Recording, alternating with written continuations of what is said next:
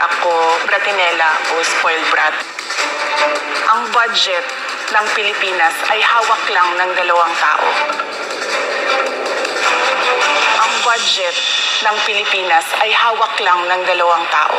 Hawak lang siya ni Congressman Zaldico at ni Congressman Martin Romualdez. Yan ang katotohanan. Halimbawa ko dito, medyo mahaba ito, kaya pagpasensyahan mo. Ang halimbawa ko dito, sa DepEd muna tayo.